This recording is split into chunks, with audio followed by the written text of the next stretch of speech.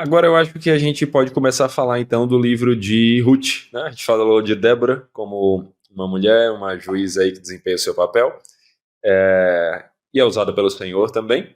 Agora a gente pode falar então de uma outra mulher que tem um papel importantíssimo na história da redenção, que é Ruth. Então vamos falar desse livro. Acho que é interessante falar primeiro dessas características mais marcantes que nós encontramos no livro de Ruth. Ok, é interessante que a gente já falou que da época dos juízes tem fome na terra. E aqui tem um detalhe muito importante que Bloch levanta no livro, e que quando eu primeiro li esse livro, já faz anos, né, que eu li ainda em inglês, ele começa a mencionar da importância de Deuteronômio para entender juízes, entender o restante do Antigo Testamento. Tem fome na terra.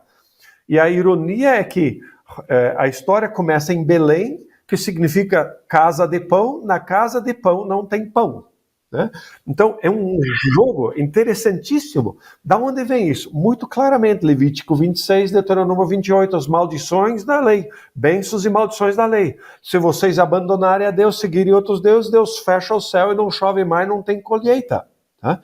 Então, o que acontece? Tá? Essa família de Elimeleque, Noemi e os dois filhos, em vez de acertar as contas com Deus, tem fome, é que Deus fechou o céu, não tem chuva. Então, em vez de acertar a situação com Deus, eles fogem. Então, depois, quando retornam, né, quando Noemi vai retornar e trazendo Ruth consigo, tá, vai perceber que Deus está presente, que tem colheita outra vez na terra. Então, característica desse livro é impressionante, que Deus usa pessoas comuns, não rei, não juiz, não alguém que derrota inimigos, tá? Deus usa pessoas comuns. Normalmente se escuta falar que Ruth é uma história de amor. Sim, mas muito diferente do que você está imaginando, né? Porque o contexto é muito diferente. A questão ali não é amor romântico, a questão é descendência. Então, algo que na sociedade da época era tão importante. Tá? E a característica de Deus agora é que Deus não é Deus só de judeus. E, para ironia do destino, Ruth se torna bisavó de Davi. E se você quiser ser um pouco mais, levar a coisa um pouquinho mais adiante, então Davi, que é o maior herói, né, dos reis de Israel, ele tem sangue gentil nas veias. Olha só. E se for para adiante, né, vai olhar lá a genealogia de Jesus, lá em Mateus 1, né, aí ele vai mencionar, né, a começar por Tamar, Raabe, né, Ruth e Batseba. Possivelmente 4 mulheres gentias, né?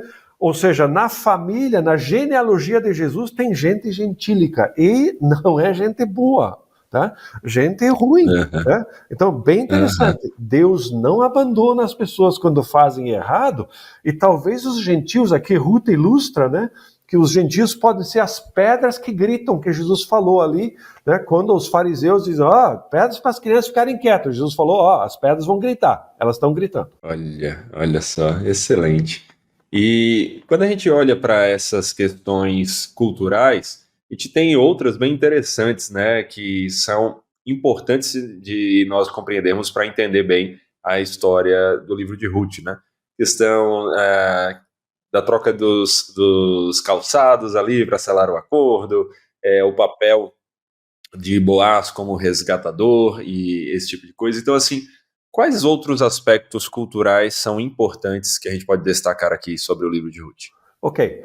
É bacana ver que, né, quando a colheita, né, então a colheita normalmente feita por pessoal que tem um pouco mais condições, né, basicamente não passe uma segunda vez para recolher aquilo que caiu, né, que você não conseguiu recolher da primeira, deixe para os pobres. Ou seja, os pobres podem colher essas espigas. Talvez um princípio interessante por trás aqui, não dê essas espigas, o trigo, ou cevada, não entregue, mas ele pode vir e recolher. Então eles estão seguindo a Torá, estão seguindo a lei de Moisés ali. Essa questão do casamento levirato também, ou seja, o parente mais próximo vai se casar com a viúva para gerar descendentes e também para que essa descendência fique com a terra. Outro elemento importante é justamente todo o ensino de cuidar de órfãos e viúvas, e aqui é a coisa assim que nos choca, que a instrução estava na Torá, ali na lei de Moisés, E quem cuida da viúva é Ruth, que é moabita, e não Israel. Olha. Então é interessante que eles têm essa questão da deixar os grãos para os pobres colherem, sim, mas cuidar da viúva eles não fazem. Tá? E Ruth chega lá mostrando como deve ser feito. Daí tem a entrega dos sapatos, sim, para selar o acordo, e a reunião é feita no portão da cidade. Boaz, né, gostou de Ruth e não pode casar com ela porque ele não é o parente mais próximo. Ele tem que esperar primeiro o outro dizer que ele não quer, ele se recusa, aí Boaz é o segundo, ele pode tomar então a iniciativa. Mas então você vê diversos elementos culturais aqui super importantes que nos ajudam a entender a história.